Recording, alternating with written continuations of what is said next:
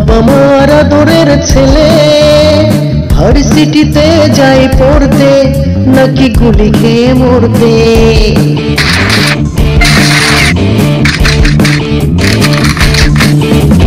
বাবা মার আদরের ছেলে ভার্সিটিতে যাই পড়তে নাকি গুলি খেয়ে মরতে।